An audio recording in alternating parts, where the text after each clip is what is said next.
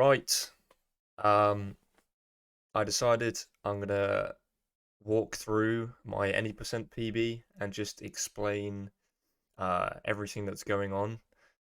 This might be, I don't know, this might be interesting, educational to some people if you're not too familiar with Jak and Daxter Any Percent.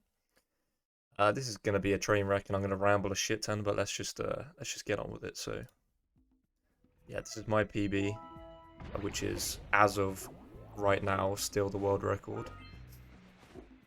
So, first things first, first level of the game, um, we are going to collect all the power cells because we have yet, as of yet, have not found a way to get out of Geyser without all 4 power cells. But you will see I am not going for the power cell, and that's because I am doing a cutscene skip, like that. And what I do there is I climb up on the cliff, I get the camera to pass through like a certain area, which causes the ground to sort of deload. I'll see if I can pause it. There you go. You see the ground sort of deloads, but the cell's still there. But for some reason, this deloads like the cutscene, so it doesn't properly play when you grab the power cell. So you'll hear the audio still plays from the cutscene, but I don't actually get the cutscene.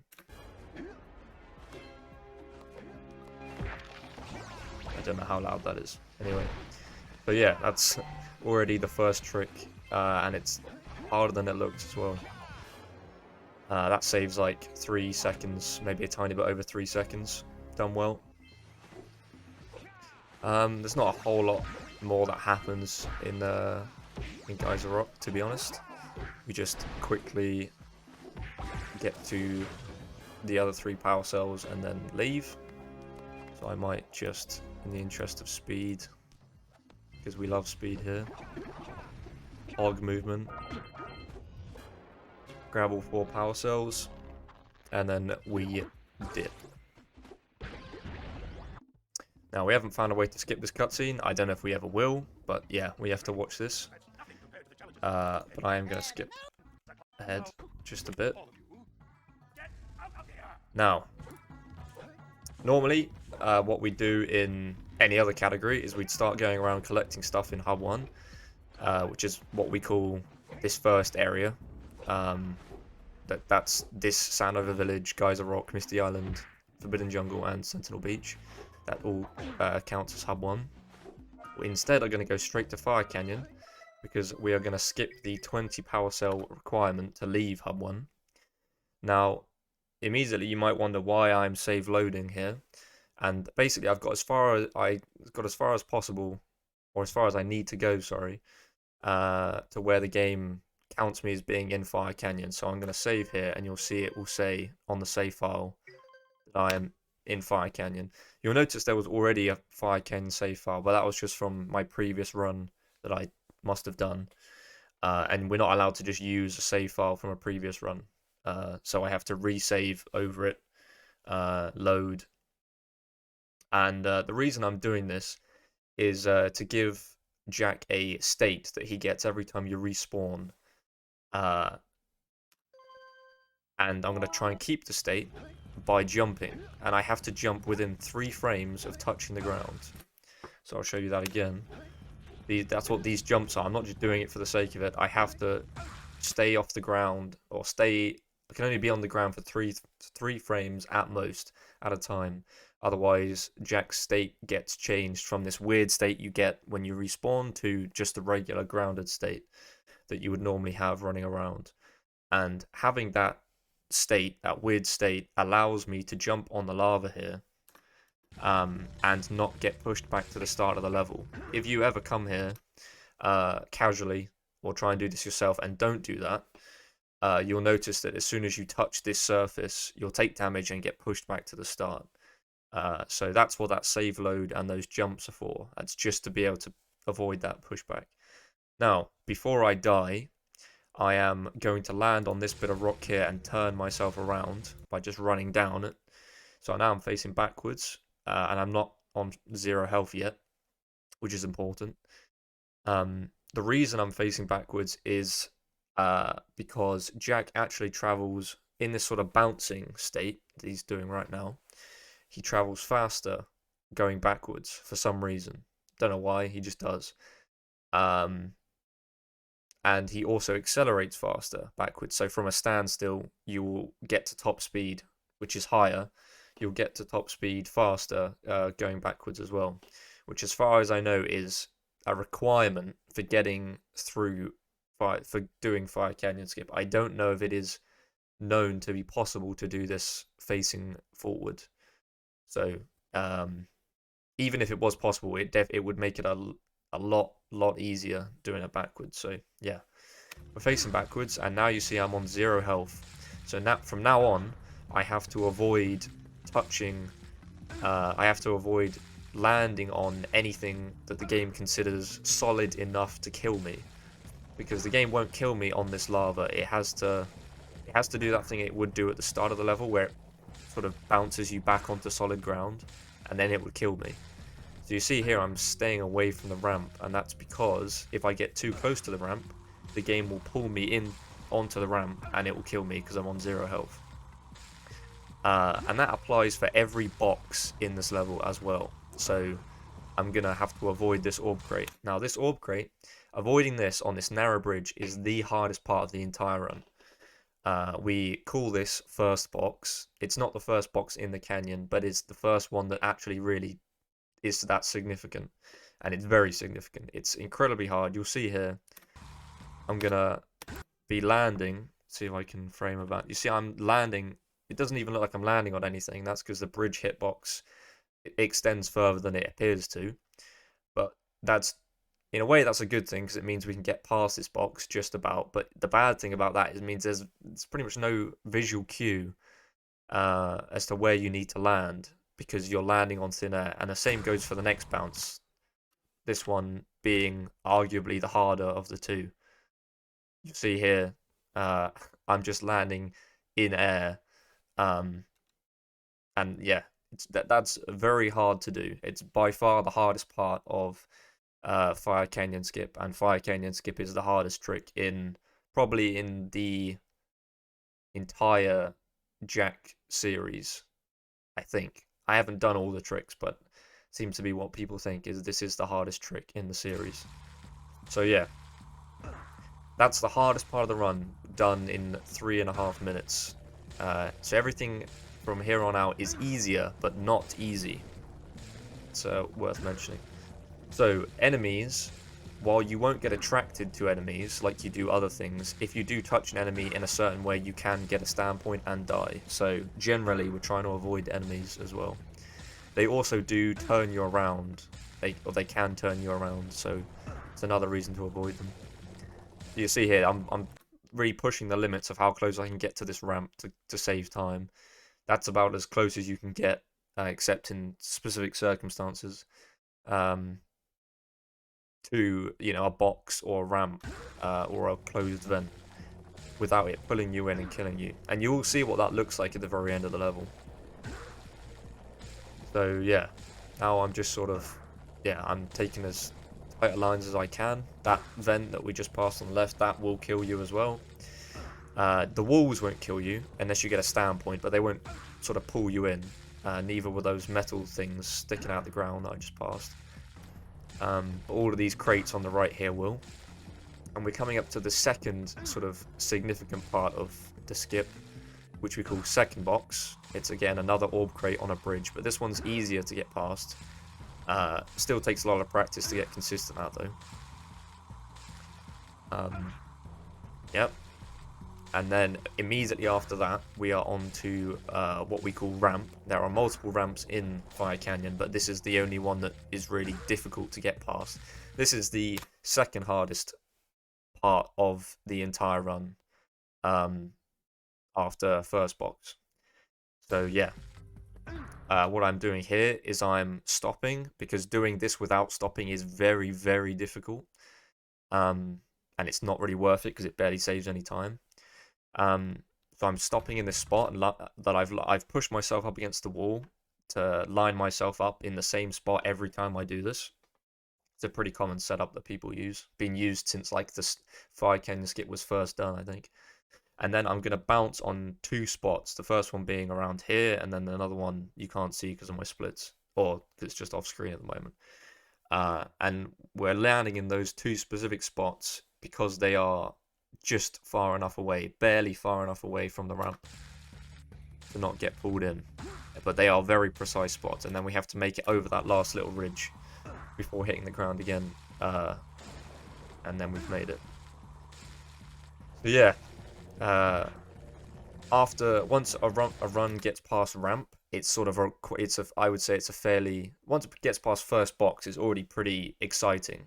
It gets less exciting as you get better at first box, because you know that getting past first box becomes easier. Still difficult, of course, but easier. And the rest of the run is what poses more of a challenge. But yeah, still getting past ramp is really good at that point. You should, provided you practice the rest of the skip well enough, most runs that get past ramp should finish the skip. Obviously, that's not always going to happen, but should happen most of the time. So this is the third significant part of the skip, which we call eco crates. Again, they're not the only eco crates in the level, but they're the only ones that are significant. I will go back a little bit. You will see 3 pairs of crates. If I go back just a bit, so you'll see there's a single stack here, another single stack here, and then this 4 stack here. As of right now, I believe we don't know of a way to get past these crates without getting pulled into them and killed. Well, we can get past them without being killed, as you will see, but there's no way of getting past them without being pulled towards them, which normally would kill you. It just so happens, though, that these crates explode, which means that it's not impossible to blow them up without getting a standpoint on them, which means the game can't kill you, which means you can keep going. And as you will see, what I'm going to do is I'm going to fly into this side. See, I'm going to bounce right before the box, and then it's going to pull me into the side of the box. See, the side of the top crate, and that will blow them both up. Jak does some weird animation. This is sort of the animation he does when you get pulled into something. We call it like getting magnetized in, because it's kind of like magnets, I guess. Yeah, and then I do the same on this other single stack. You can actually do it on the big stack. It's just harder. The stack of 4, which I think also technically is slightly faster. But yeah, again, it's not as easy as doing the 2 single stacks. And that enemy, this one, right here, can get in your way and be quite annoying. So it's a bit of luck, to be honest, where he is. The enemies in this game, when they're loaded in, they always spawn in the same place, but the directions and how much they move is not consistent, or at least not controllable by a human. So it is basically random where he is when you get here. So you sort of have to adapt to him. So yeah, blew up both of those. You see I'm now facing forward. It is possible to be facing backwards after those, which is better because you'll travel faster. But I didn't here.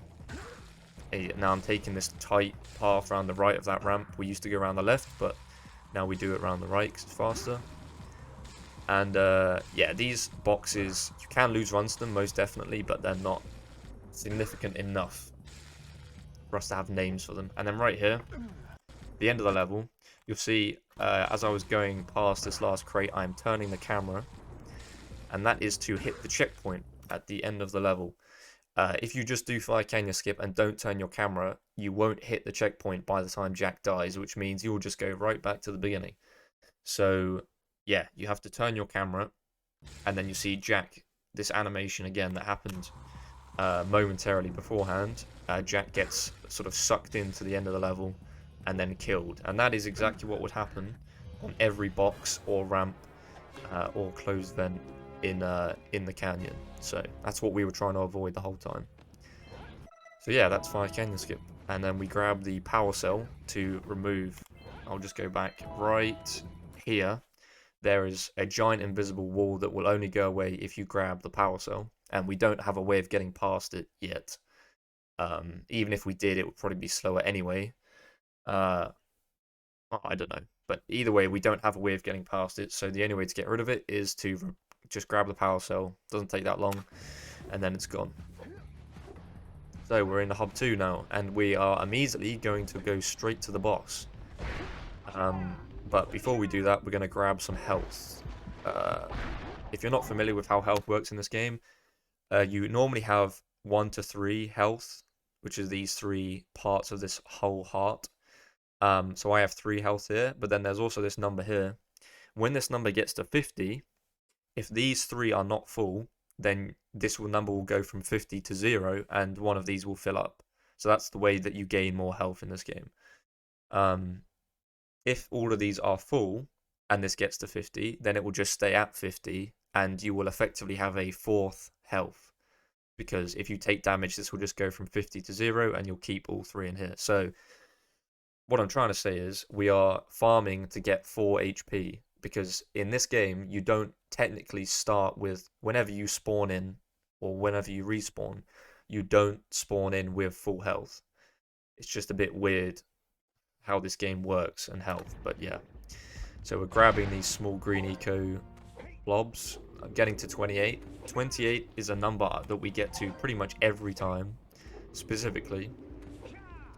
And you'll see why a bit later. So I'm only grabbing 28, and then I'm heading to the boss. So I'm still on 3 health, but I'm part way towards getting that 4th health. And right there, that's a boulder skip.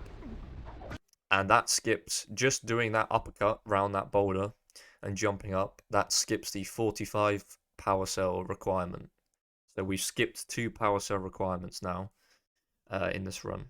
That one's a whole lot easier, and that's been known about for, God, almost a decade at this point. That one. I think my voice is dying. Oh well. So, Klaww. Now, there's a lot to talk about here. I don't get a moment's rest here, to be honest, but oh well. So, normally, if you were doing this casually, like the normal fight, you would, jump around, dodge his boulders, grab the blue eco, which would build a bridge. You'd then run over here, grab yellow eco, and shoot it at him. He would then drop a boulder on his own head, and that counts as the first phase done. And you do that for 2 more phases, and then you get a power cell. He dies. Platforms raise, which allow you to get to Mountain Pass behind. Now, what we've done for a while now is Klaww skip, which can mean one of 2 things. There's one method which involves you turning around and going to Boggy Swamp and doing what we call an idle deload, but I won't talk about that just yet. We actually will do another one later on in the run. The other trick that is faster is what we call lava walk, and the name is pretty self-explanatory. We basically walk in the lava.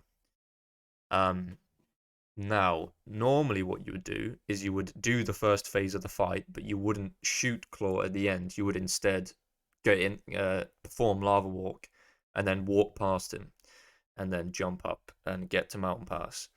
However, I am doing a trick that we call first phase Klaww skip, which is Klaww skip, it's lava walk, but we are skipping the first phase, which normally you would do with regular lava walk. So you'll see right here, I'm not even going to wait for him to shoot me and dodge things. I'm just going to go straight along these pieces of metal sticking out of the lava, this is quite tricky, especially that boosted uppercut at the start. And then right here, I am basically having to do lava walk blind, because Klaww is in the way most of the time. You see, the camera's like this, and you see I momentarily zoomed in to first person. You can't move while you're in first person, but it does allow me to see where I am momentarily. So I sort of see, I zoom in to see where I am, and then zoom out again to let me move. Now I can't see, and now I get a sort of a glimpse of myself there, and then I perform lava walk right here. Now all this is just walking off the ledge, walking off this ledge into this rock, which is supposed to damage you. But if you're lucky, instead Jak will ledge grab on the side of the rock with his toes dipped in the lava. And the reason I say lucky is I really do mean lucky. As far as from our understanding of this trick, it is effectively random chance if you get this or not. Some people think they have ways of making it more likely, but regardless, there is no known way to do this consistently in this spot, unfortunately. So when you get to this point, it is effectively a 1 in 5-ish chance that you get Lava Walk. So, having done everything up until this point, so that's Geyser, I mean, that's not really much. Standover, Fire Canyon skip, quite difficult. Go through Rock Village, again, not all that difficult. Then you have to do the movement over to this spot, the boosted and uppercuts on the bits of metal out of the lava, which is not too easy.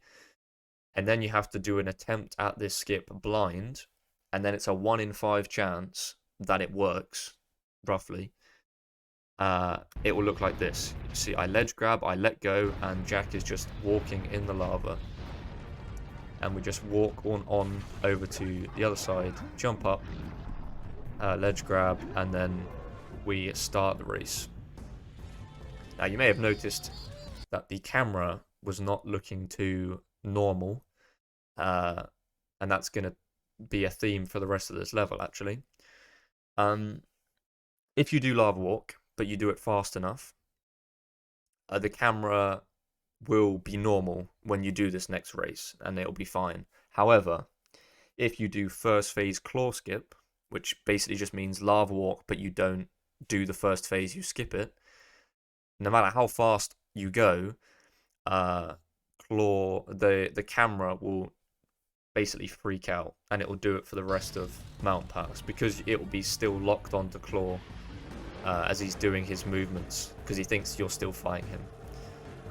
So you'll see here, it doesn't look too bad, it's definitely not normal, but it will start going a bit crazy. And you'll see here, you remember I had 28, you remember I had the 3 heart bits filled, and then I had 28. Now you see here there's a wooden crate. The reason we get exactly 28 is because you can consistently get 22 from Mountain Pass, from the wooden crates dotted throughout the level, and 28 plus 22 is 50. Round of applause to the mathematicians in the audience. So, you see I'm grabbing some here, and it's going to do a 360, the camera. Love to see it. This looks harder than it is. It's still not, I wouldn't say it's easy. It does take some practice to get consistent at it, and especially on pace, because at this point, I'll just point out, for a run to get to this point is very rare, and it's quite difficult. So the nerves kick in significantly after you get Lava Walk.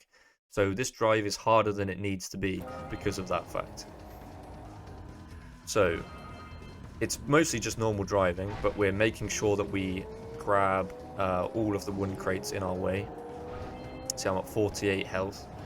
Now we'll get up to 50 by the end. You see right here, the camera's still not behaving normally.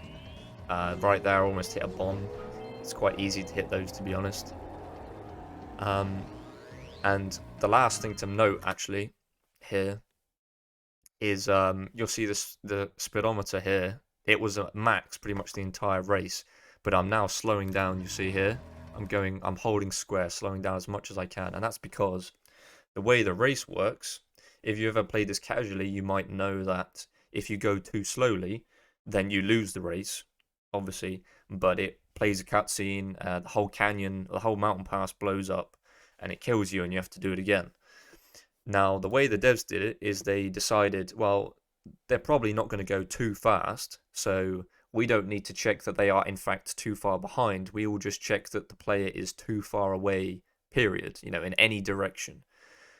The problem with that for our speedrunners is that if you go too fast, you actually do get too far away from the lurkers that you're racing, and the game thinks, well, they're too far away, therefore they're going too slowly, therefore play the cutscene, kill the player, and make them do it again. So I am slowing down here on purpose so as not to get too far away from the lurkers.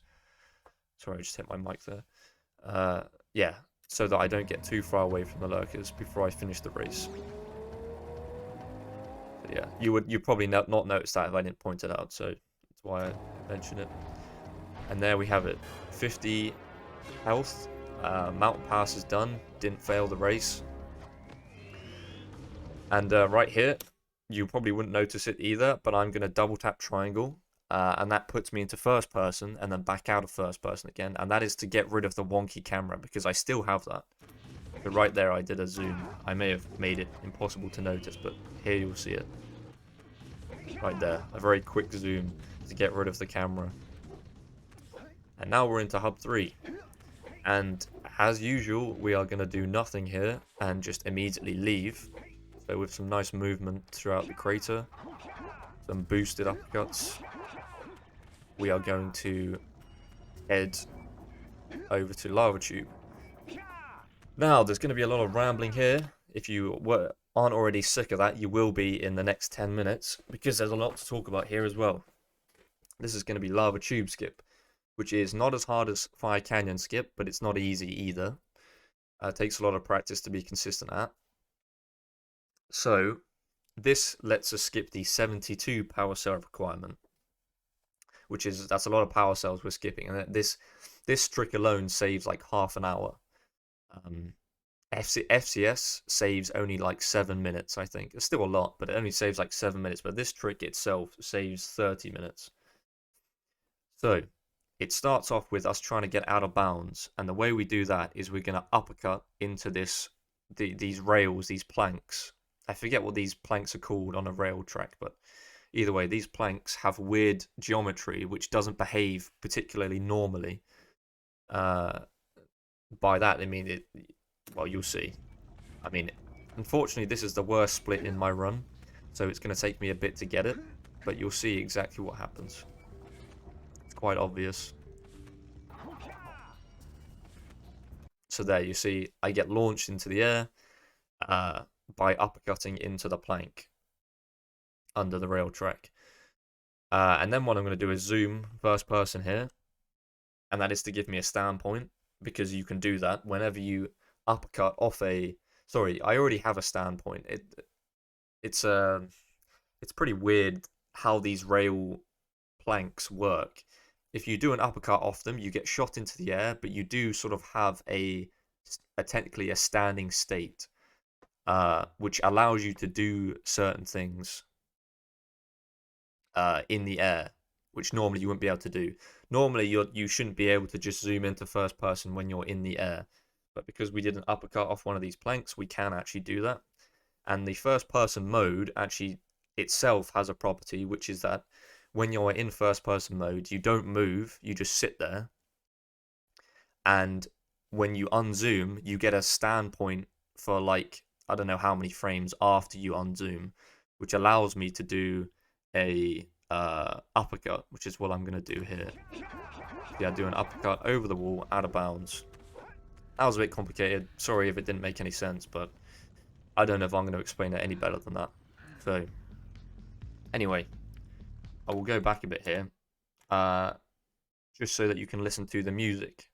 Now, the music here, the way this game is quite good in that it indicates what level you're in by the music. That's not unique to this game by any means, but this game doesn't have load screens.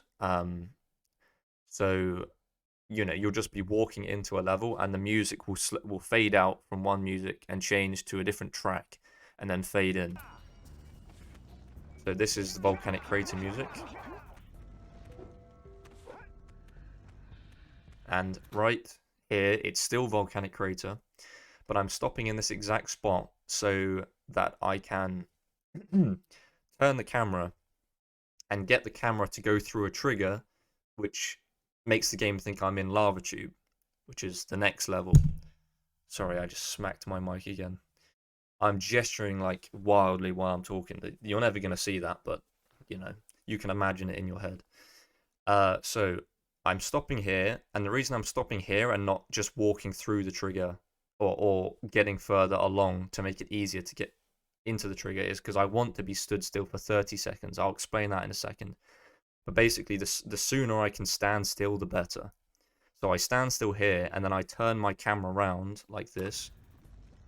And at this point, I've hit the trigger that makes the game think I'm in Lava Tube, and you'll hear the music change.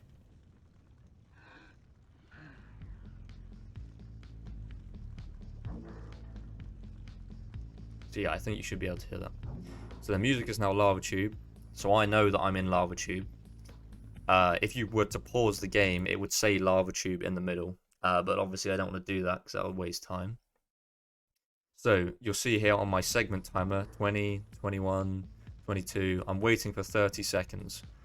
And the reason for me doing that is because in this game, there is what we call an idle animation. It's not unique to this game. In quite a few games, if you don't touch your controller, if you just don't input anything for a while, your character will just do something, you know. The devs just put it in like small Easter eggs, I guess. Just if you leave your controller and don't touch anything for a bit. However, in this game, it's not just an animation. It does other things in the background that you'll never see. One of them, one of the things it does, which is what we're waiting for it to do here, is stores a value associated with the level that you're in. Which you could basically simplify that and by saying it stores the level that you are in. Storing the level doesn't really make any sense. Like, what does that mean, storing a level? But let's just roll with that. Okay, we're storing the level, and in this case, that's Lava Tube. Storing it for later. So as soon as it hits 30, you'll see Jak move. But then I immediately cut it off because I start moving because I don't want to wait around. So the idle animation played, I stored Lava Tube, and I come back to this corner, still out of bounds, and I'm going to zoom in, first person, to get my camera. I'm fucking hitting this mic every goddamn second, I swear. I'm going to zoom into first person, and that's to get the camera to go through a trigger to get me back into Volcanic Crater. So I've gone into Lava Tube, stored Lava Tube, and then I've gone back into Volcanic Crater. That's what that zoom in and out is for. So now, if you listen to the music when I unpause, you'll hear that it's back to Volcanic Crater, and it will stay that way for the next minute or so. And the reason it'll stay that way is because I've come back, I've stored Lava Tube, I've set the level back to Volcanic Crater, and I've now come back to almost where that trigger is for Lava Tube, except I'm going to deliberately avoid it this time by doing what we call checkpoint bypass. And that's what this uppercut is. Jak is not what triggers this, it's the camera is what triggers the level change. So the reason I'm making Jak uppercut out is not to get him round the trigger, it's to push the camera out. So I'm pushing the camera out and I'm turning it at the same time to get it round the checkpoint trigger or the level trigger, whatever you call it, without dying. So let's recap. I have stored Lava Tube, but now the game thinks I am still in Volcanic Crater, even though I'm actually in Lava Tube. You can see physically I'm about to go through Lava Tube on foot, but the game thinks I'm in Volcanic Crater to some extent, and I have Lava Tube stored. So listen to the music.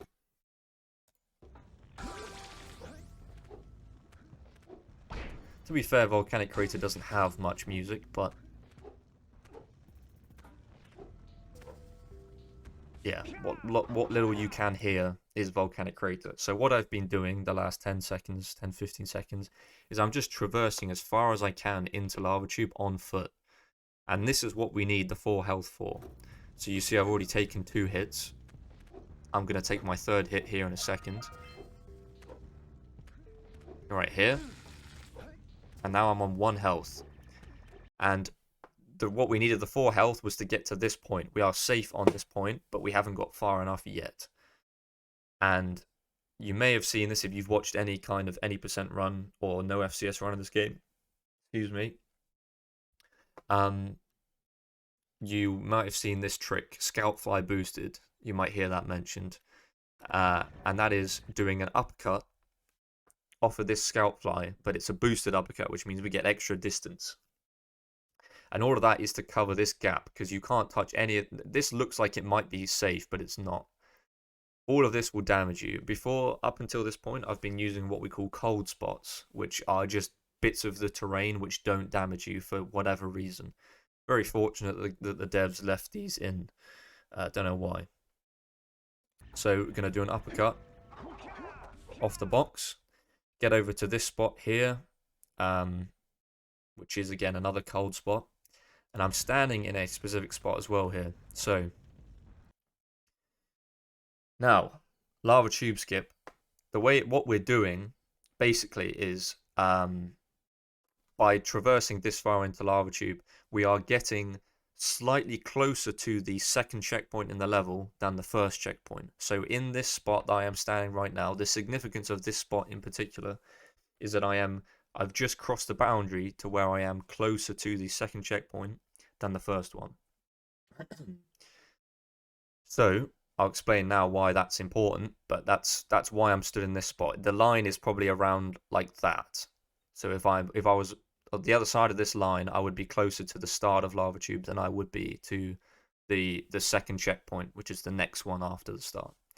The reason for this is we're gonna wait for 30 seconds. We're gonna wait for an idle animation, but we're not gonna do the storing this time. That was what we call an idle storage. This time we're gonna do what I've mentioned before, which is an idle deload.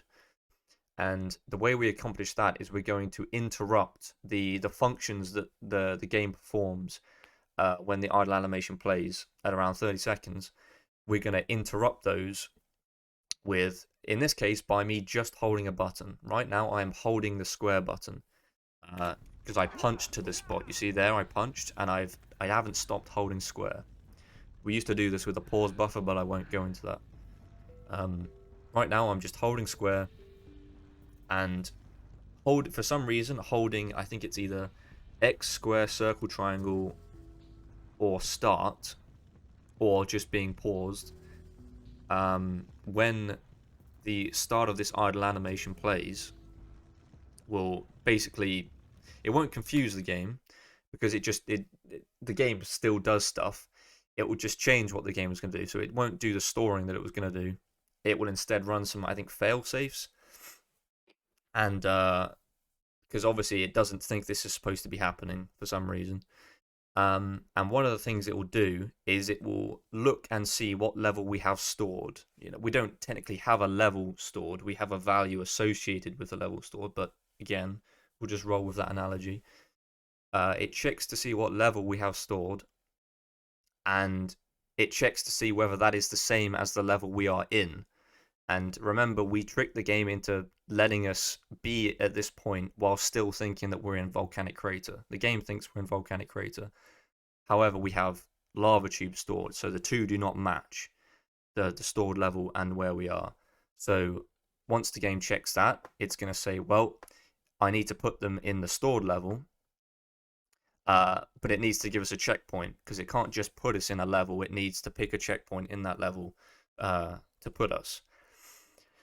And the way it decides which checkpoint to give you is it just picks the closest checkpoint to where Jak currently is. And that is exactly why now you may see we need to be closer to the second checkpoint than the first one. Because when the failsafe gives us a checkpoint in the stored level, it'll pick the closest one. The closest one is the second one because we are stood in this spot. And that is what happens right now. Well, you didn't even see it because I died. I killed myself as soon as it happened, pretty much immediately after it happened. But just before my timer hits 30, there is a twitch that Jak does. I think it happened as I said the word twitch. And that is the signal that it has happened. As I unpause, you'll hear the music change to lava tube, because as soon as that twitch happened, the music changed because it now thinks we're in lava tube because it's given us a lava tube checkpoint. And I've killed myself because I have the second checkpoint in lava tube, and I want to respawn there. And there we go. That's lava tube skip. Sorry if that was really scuffed. Guitar's probably going to kill me because I probably butchered that explanation, but that's the best I could do without killing my voice and talking for another 20 minutes and probably getting more things wrong. So yeah, there you go. If you didn't really understand that, come to the Discord and ask about it, because yeah, other people who know more about it could explain it better and probably more concisely as well. So the end result of all of that is that we spawn at the second checkpoint, which is on the zoomer, halfway, not even, I don't know if it is halfway, partway through lava tube, which means we have then skipped the 72 power cell requirement because we didn't have to talk to Keira to get on the zoomer at the start of lava tube. So yeah, that trick just saved 30 minutes over not doing it. That's 30 minutes over not doing it for a speedrunner. That would save a lot more time for a casual, because they couldn't go around collecting enough power cells in that time. So yeah, now all we have to do is just drive through the rest of the lava tube as normal. This is about the most normal part of the run, I would say. Maybe with the exception of Geyser, but we do that a bit. I mean, we do that with quick movement. Here we're just driving to the end, quite similarly to how you would as a casual. We don't need to grab any orbs or any... I haven't mentioned orbs. We don't need orbs throughout this entire run for obvious reasons. We don't buy any power cells. We don't grab any Scoutflies after the first level. And speaking of collectibles, power cells, at this point we should have 6. You could be at this point with 5 power cells, but it is faster to grab the mountain pass cell. Even though we know of a way to skip it, it is faster to grab it in this run. So that's why we have 6 right now. And we're going to grab our 7th one right here. This one as well, you can skip, but it is not faster to do so, so we won't be doing that. So I could be on 5 still at this point. So now we're going to do a cutscene skip. And the way we do that is with a pause buffer. I very quickly mentioned the word pause buffer. Hang on, I'm just going to take a drink here because my voice is on the verge of death.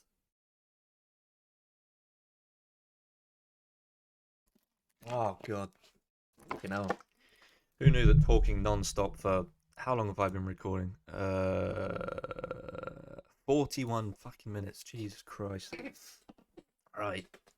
Yeah, who knew talking for that long could hurt your voice? Anyway, pause buffer. You'll see here, there's no number next to my health, and that is an easy way to tell if someone's doing a pause buffer, because it just gets rid of this number for some reason. So I've performed a pause buffer, which is pressing pause and either L2 or R2, and those are the buttons that bring up the HUD, which is why the HUD comes up. And pressing those on the same frame performs a pause buffer. And what is a pause buffer? It basically is a delayed pause. It puts the game sort of into a semi-paused state for about 2.5 seconds. And at the end of that 2.5 seconds, the game actually pauses. During that 2.5 second window, we can still move Jak and do stuff. However, the game, in a way, thinks that we are actually paused. So we can activate this portal, which normally would immediately play a cutscene, but instead, see, it hasn't played the cutscene. Keira's popped out, which is what happens automatically when you press the button. But the cutscene is waiting to play, and it won't start playing until after this pause buffer has ended and we unpause. So before that 2.5 seconds runs out, we are going to punch off the edge and die. So we don't actually finish dying, but crucially we start the act of dying. We took that hit that's triggered this dying animation, whatever you want to call it. And you see here the black bars pop up, which signifies the cutscene started to play. However, if you are dying when the cutscene starts to play, and you then continue dying and actually die, the cutscene will be skipped, like that. So yeah, we just skipped the cutscene by pause buffering and then dying before the pause buffer ended. And you'll see again, no number. Guess what? I'm doing another pause buffer because there's a cutscene that triggers around, there's a line like around there. It's exactly the same principle. Pause buffer, trigger the cutscene and die before the pause buffer ends, or start dying before the pause buffer ends. You'll hear Jak start screaming, that means he started to die. See, I'll pause, unpause, and then there is actually, you can see the black bars vaguely. You might be able to see here, whatever this pole is cut off because there are black bars, and that shows the cutscene has started playing, but it's going to be skipped. Now, with the previous cutscene skip, it just spawned me right next to where I watched the cutscene because that's where the checkpoint was. But you're going to notice right here, it spawns me at the top of Citadel instead of at the bottom where I just was. And that is because in certain copies of the game, certain earlier versions of the game, the devs made a mistake in that they made it so that cutscene that we just watched, when you watch it, it's supposed to give you a checkpoint, right? that it puts Jak after the cutscene finishes. However, what it does, sorry, it doesn't put Jak at anywhere after the cutscene finishes. It just leaves you where you were when you triggered it. But the cutscene is supposed to give you a checkpoint. However, it's supposed to give you the one down at the bottom, but instead it gives you the one at the top, and that is just a dev oversight, a dev mistake. And they did actually patch that in some versions of the game, which is why if you ever try and run this game, people will tell you to check what version of the game you are running on. And if that's you, check the guide section on speedrun.com, because there's a guide there that explains how to check and what versions have this skip and what versions don't have this skip. It's a very easy skip. You don't even need to do a pause buffer. You can literally just watch the cutscene, and then when it's finished, save and load, and you will spawn at the top. And that's how it was discovered, I imagine, was just by casuals who got to this point, watched the cutscene, and then they were like, oh, you know what, I'm going to save and I'm going to finish for the day.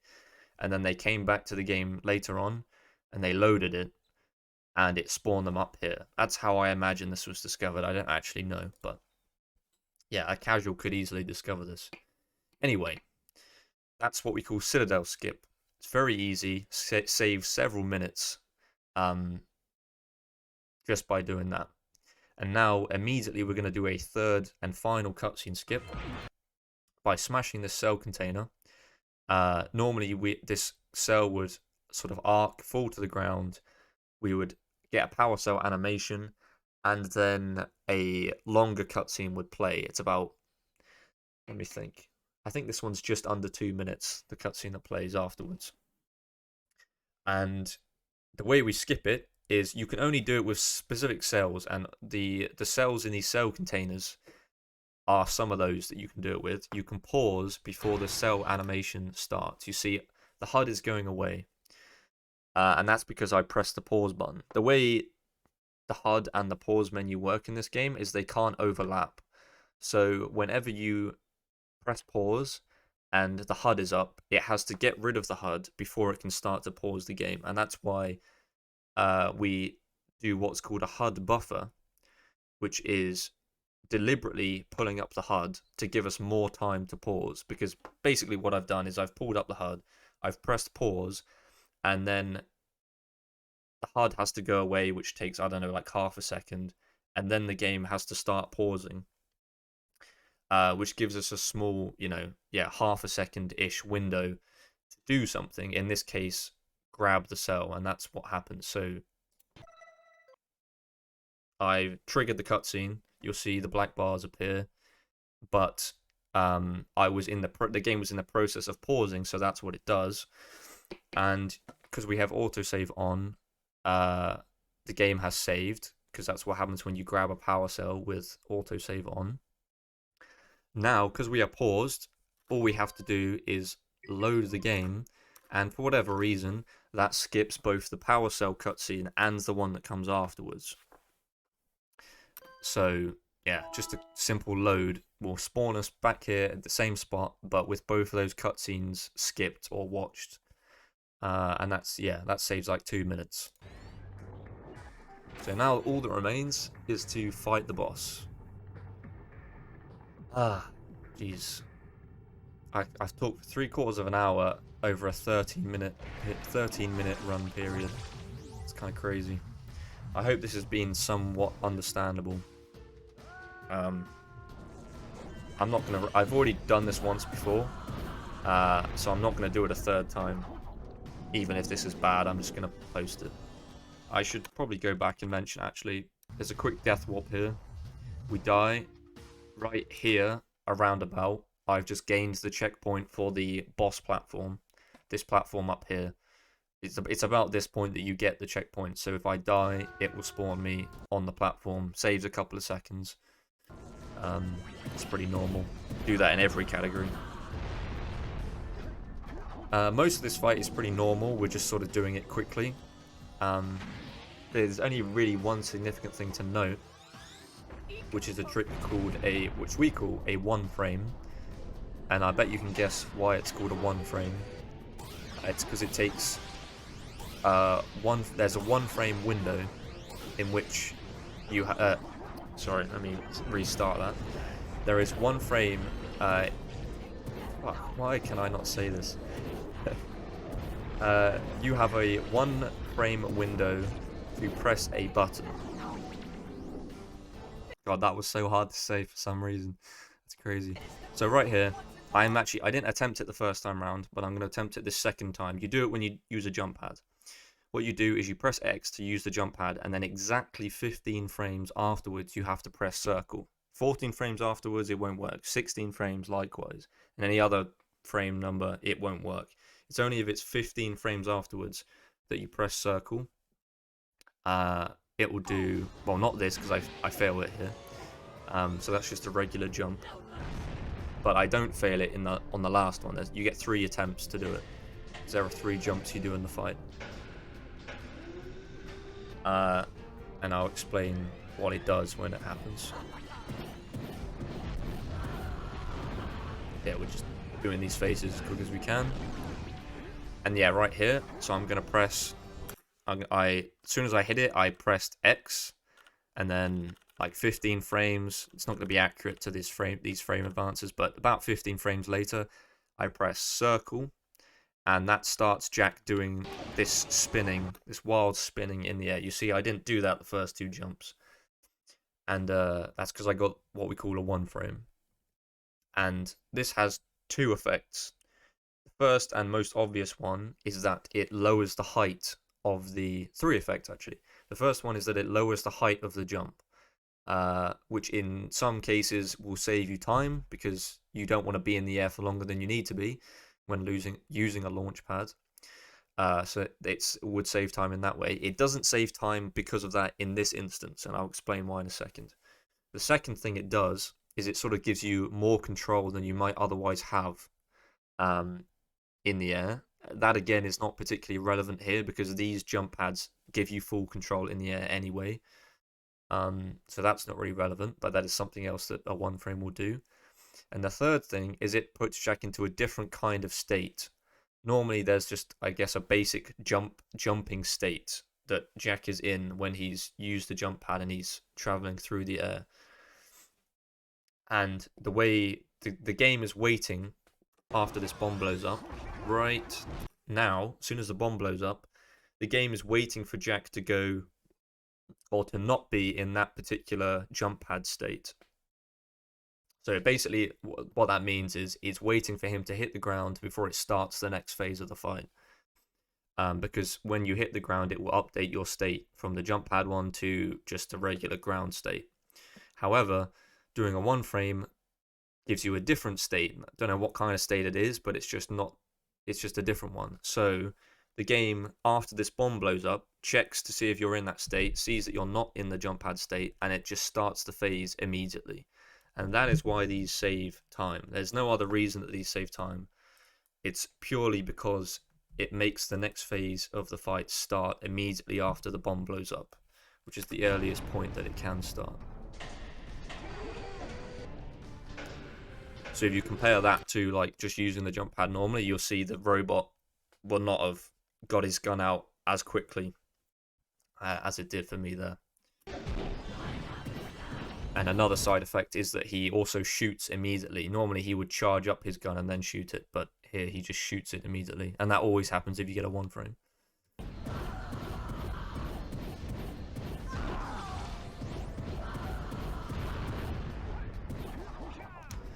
Actually, it has just occurred to me, it's a very minor point, but when you do a 1 frame, you do a spin.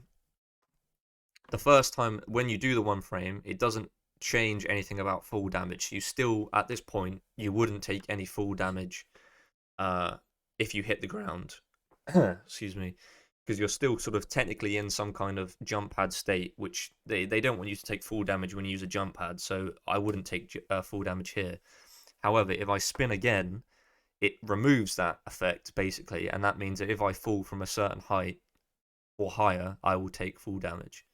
And you'll see I will spin again right here. And the reason I do the second spin is to stop me getting too close to the ground before the bomb explodes, because otherwise the bomb won't explode. You have to be like above a certain height here, otherwise the bomb won't explode. So I did a second spin, so now I'm actually going to take full damage, and that is why I have to do a third spin right before I hit the ground. You can do a 1 frame and do no additional spins and just hit the ground and you won't take any damage, but there's no real reason to do that, because, well, in order to do that you would have to jump a bit later, because you would fall faster, which means you'd be too close to the bomb if you didn't do extra spins. So we decided to jump sooner and do some spins in the air. But I won't go more into that. That's just a weird little thing about 1 frames and full damage. Anyway, we're seeing this. Blow up the arm. Last phase done.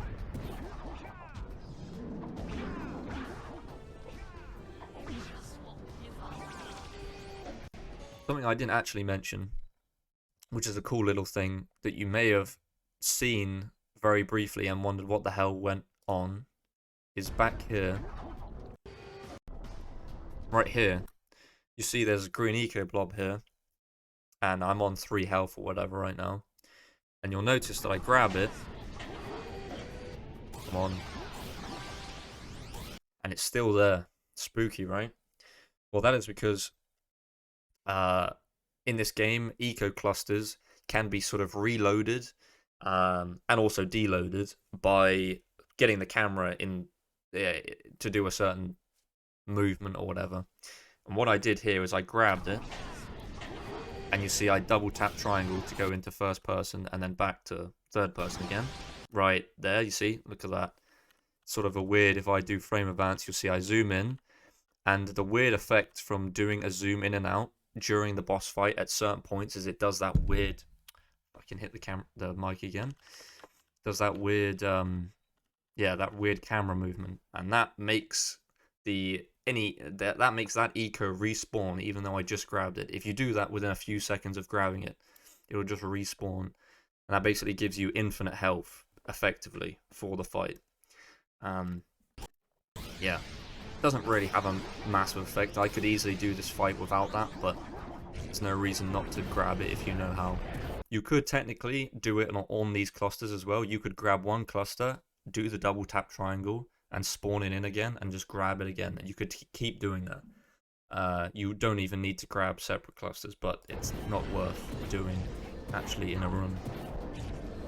So yeah, that's just a random note I forgot about. Little Easter egg almost. So yeah, final cutscene before the run's over. We can't skip this one. We haven't found a way yet.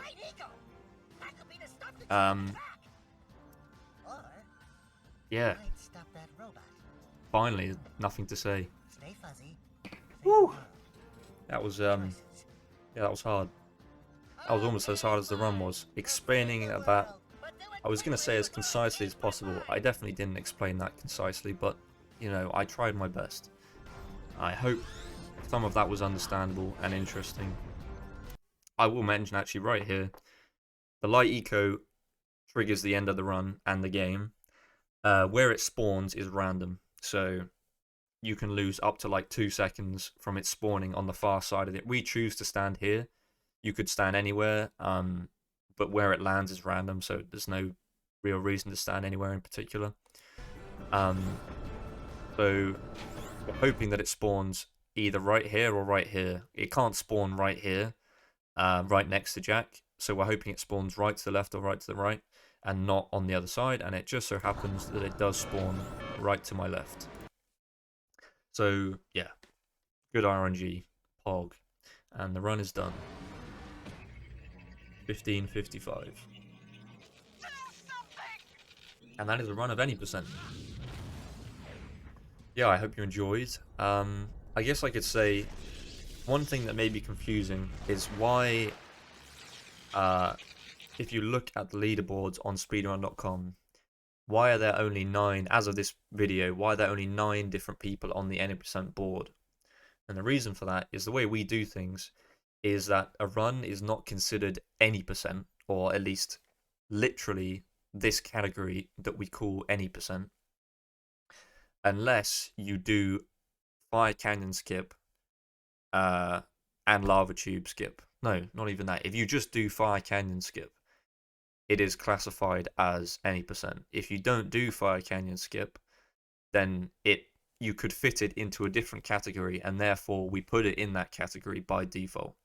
So, for example, if you did a run where you did LTS, but you didn't do Fire Canyon skip, then we can immediately put that into category called no FCS because you didn't do FCS. So that's what we do. So technically, there are probably hundreds at this point of runs that technically are any percent, but the way we do things is that you have to have done something that would not put you in a different category in order to be put into any percent. I hope that makes sense. So I did FCS, so I can't be in no FCS. I did LTS, so I can't be in no LTS. I didn't get all the flies. I didn't get all the orbs. I didn't finish the game without any orbs. I did a major skip, so I can't go in any of those other categories. All flies, all orbs, orbless, no major skips, no LTS, no FCS. I feel like 100%. I didn't 100% the game, so I can't go into that. So because I can't go into any of those other categories, this run goes into any percent, and that's just how we do things. So at the end of all that, yeah, that's Jak Daxter Any Explained. That was exhausting. I can't imagine doing this for a longer run, but maybe I will because there's probably less to talk about for maybe all flies or something. But yeah, I hope you enjoyed and gaming.